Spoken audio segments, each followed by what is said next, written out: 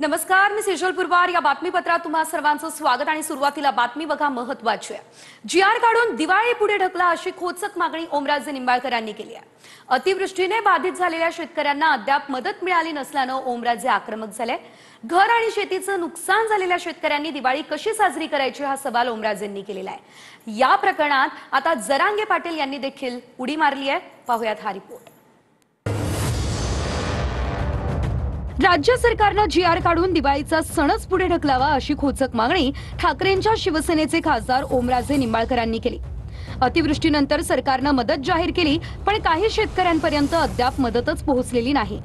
त्यामुळे दिवाळीचा सण कसा साजरा करायचा असा प्रश्न शेतकऱ्यांसमोर उभा ठाकलाय. ओमराजेंच्या बोलण्यात तथ्य असल्याची कबुली कृषी मंत्री दत्ता भरणे यांनी दिली आहे. सरकारची मदत तर दिवाळीच्या पूर्वी जसं सरकारनं सांगितलं तशी तर होत नाही.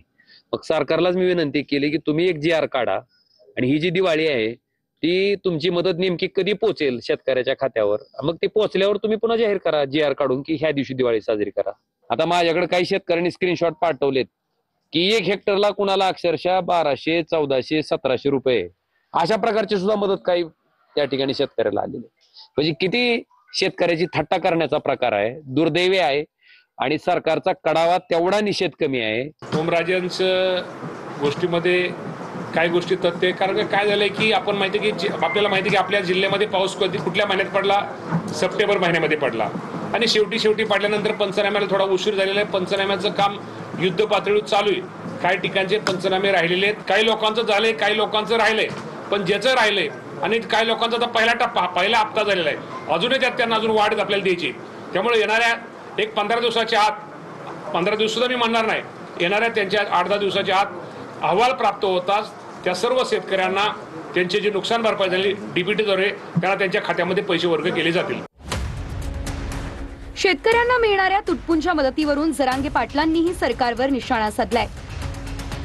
सरकारचं धोरणच असं आहे, तात्पुरता आनंद जे म्हणतात ना ते द्यायचं. म्हणजे आता आज सणासुदीचा दिवस आहे, मला तो शब्द वापरायचा नाहीये त्यांना, परंतु ते आशाला लावायचं आणि पुढे टिंब काय ते माहिती आहे तुम्हाला. आशा चाल जाणून बुजून सरकार शेतकऱ्यांशी खेळते, जनतेशी खेळते. एकतर त्या पॅकेजनं शेतकऱ्याचं काहीच होत नाही. सगळ्यात महत्वाचं म्हणजे त्या पॅकेजनं शेतकऱ्याचं काहीच होत नाही. त्याच्यात फक्त तात्पुरता आनंद द्यायचा. मग त्याचा अर्थच ते होतो ना फसवणूक. तात्पुरता आनंद म्हणजे फसवणूक नाही काय करायचं का वा. तसं केवळ धीर देण्याचं धीर नाही हो, याला उलट खच्चीकरण म्हणते. धीर नाही म्हणा त्याला, याचा बदला घ्यावा लागणार आहे. यांची खूप फरफट करावं लागणार आहे. या नेत्यांची, या सरकारांची, यांचे कपडेच फाडावं लागणार आहे, तवळे ठेपेल येणार आहे. त्याच्यासाठी ना शेतकरी संघटनेचे किंवा शेतकरी विषयावर संशोधक तज्ज्ञ असणाऱ्या लोकांनी पद, प्रतिष्ठा, त्यांच्याकडे काही सरकारचे विरोधी पक्षाचे पद असतील ते सोडून शेतकरी म्हणून सगळ्यांनी येणं खूप गरजेचं आहे. कारण आपल्याला एक ठरवणं गरजेचं आहे. 60-70 वर्षात झालं नाही, ते एका दणक्यात करावं लागणार आहे. अतिवृष्टीनंतर सरकारनं जाहीर केलेली मदत अद्याप पोहोचलेलीच नसल्याचा आरोप काही शेतकऱ्यांनी केलाय. धाराशिव जिल्ह्यातल्या परंडा तालुक्यातील जवळा निजाम गावातलं हे घर बघा. या गावातल्या जिजाबाई वाघमारे यांच्या घरात महापुराचं पाणी शिरलेलं. संपूर्ण घर आणि संसार उद्ध्वस्त झाला होता. पण जिजाबाई वाघमारेंपर्यंत सरकारची मदत अद्याप पोहोचलेलीच नाहीये. एकीकडे राज्यभरात दिवाळी साजरी होतीये, दुसरीकडे जिजाबाई वाघमारेंवर ठेचा आणि भाकरीचा स्वयंपाक करण्याची वेळ आली आहे. कशी करायची, कुठं चिखलात करू, मला बसाई नाही का उठाई नाही, सरासर पाय घसरतात हातात. कुठं वाळ आहे का बघता की, कुठं करायचं, कुठं खायचं. बर, हा काही केलं नाही.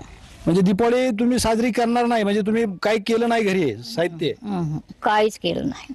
तुमच्या घरामध्ये पाणी गेलं होतं, तुम्हाला काय मदत आली का शासनाची? ही माल आलाय आपलं, ही किराणा बाजार आला. हा बर. हा. आणि दुसरं काय घरात मध्ये पाणी चिखल वगैरे गेलेलं, त्याचे पैसे वगैरे आले का काही? काय नाही.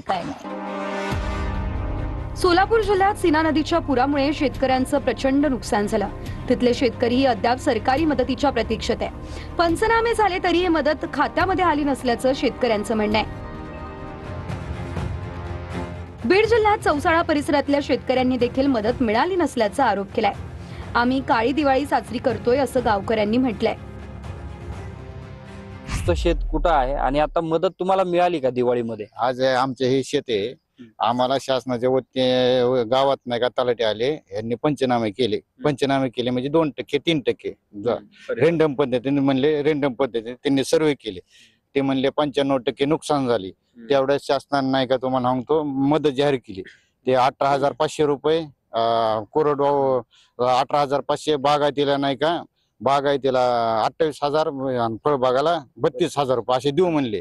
आजपर्यंत तर आम्हाला रुपये आला नाही. एक तर आम्हाला दुष्काळापेक्षा जास्त वाईट परिस्थिती झाली. या ठिकाणी पालकमंत्री पुन्हा विरोधी पक्षनेते आपले रोहितदादा पवार हे येऊन गेले, पण काहीच नाही. बघू शकता तुम्ही काय या सोयाबीन मध्ये इतिहासात पहिली दिवाळी की शेतकऱ्याची अजून त्याच्या घरात चूल पेटली नाही, असं गोड अन्न सुद्धा बनवलं नाही त्यांनी. इतकी भयान परिस्थिती. माझं या परिसरात माळेवाडी येथे शेत आहे, पूर्ण पाण्याने गेलेलं आहे. हो, सध्या आम्हाला कुठलीच मदत भेटलेली नाही. आम्हाला काळी दिवाळी साजरी करतो सध्या.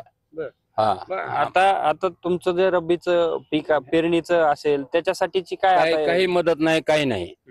दिपाळी पेरणीला नाही, दिपाळीला नाही, कसलंच मदत नाही किंवा हे अनुदान सुद्धा पडलेलं नाही. परभणीच्या गंगाखेड तालुक्यातल्या चिंचटाकळी गावातल्या शेतकऱ्यांनी देखील 1ही रुपयाची मदत मिळाली नाही असा आरोप केला. पैसे नसल्यानं दिवाळी कशी साजरी करायची असा प्रश्न शेतकऱ्यांनी विचारलाय. नुकसानीचा मुआवजा मिळाला का शेतकऱ्याकडून, सरकारकडून? नाही मिळाला. 1 रुपया नाही गावामध्ये. नाही सरकार तर म्हणते मिळाला म्हणून. नाही मिळाला. बरं, मग आता दिवाळी साजरी कशी? करा म्हणून काहीच नाही उत्पन्न. नाही उत्पन्न. परभणीच्या गंगाखेड तालुक्यातल्या गोणगाव शिवारातल्या शेतकऱ्यांना देखील अद्याप मदत मिळालेली नाहीये. सोयाबीनच्या शेतात साचलेलं पाणी अजूनही तसंच आहे. त्यामुळे शेतकऱ्यांनी सरकार विरोधात संताप व्यक्त केलाय. दरम्यान शेतकऱ्यांना मदत देण्यात सरकारनं कोणताही हलगर्जीपणा करू नये अशी अपेक्षा बाळासाहेब थोरातांनी व्यक्त केली आहे. ही वेळ इतकी कठीण आहे शेतकऱ्याकरता की यावेळेस सरकारनं काही असलं तरी त्या शेतकऱ्याच्या, गरीब माणसाच्या, नागरिकाचं ज्याचं नुकसान झालं त्यांच्या पाठीशी उभं राहण्याची वेळ ही आहे. त्याला पुन्हा उभं करण्याची वेळ आहे. माझं मत असं आहे की त्यांचं बँकेचं कर्जमाफीचं तुम्ही आश्वासन दिलं, तुम्ही आता आठवत नाही तुम्हाला, हे भाग सोडून दिला तरी आज वेळ आहे की कर्जमाफी करण्याचा, त्यांच्या पाठीशी उभं राहण्याचा, पुन्हा शेतकरी उभं करण्याचा.